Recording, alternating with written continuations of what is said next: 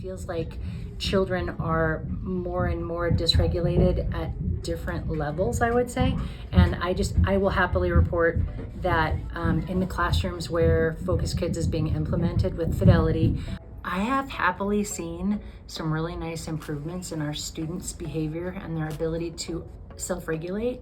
I've seen more kindness, and I have actually seen some true moments of when you walk by, you're like, is this a commercial?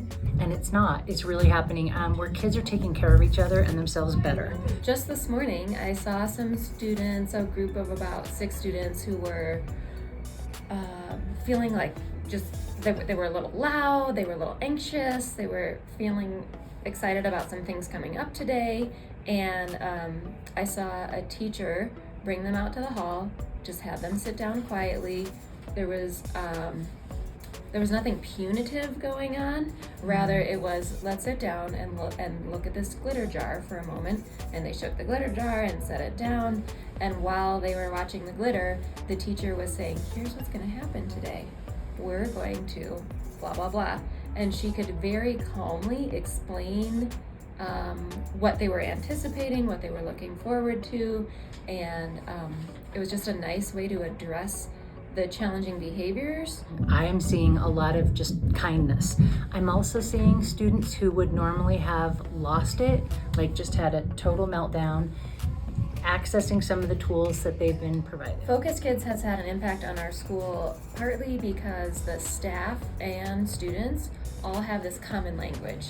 We all know what we mean when we say, oh, my guard dog was up, or how are you feeling in your body right now? Or just different vocabulary, different language that we use, but we all now use similar language to talk about those things, and that really has helped. One of my 2nd grade students comes in to do a little check-in in the morning and just kind of get calm for the day. The bus ride in and at home can sometimes be a little rattling, I would say.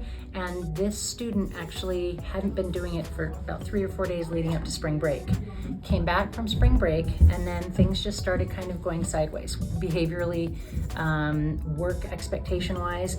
And this student himself said, I haven't been coming in here in the morning, and it's kind of a reset, but what the student is doing is mindful coloring, which is definitely a focused kid activity. I didn't see the connection of the mindful coloring and calming ourselves down as people, and I absolutely love it and encourage it. During each staff meeting with the entire staff, we have one teacher lead a Focused Kids activity as they would with children in the age that they work with. So that has really helped the staff see that the activities and the language is congruent from kindergarten through 8th grade, but of course with just little tweaks to make it age appropriate for each student and each age level. Some of our most dysregulated children are actually able to, I would say, reel it in better. Whereas before Focus Kids, I think I would have just seen a full meltdown.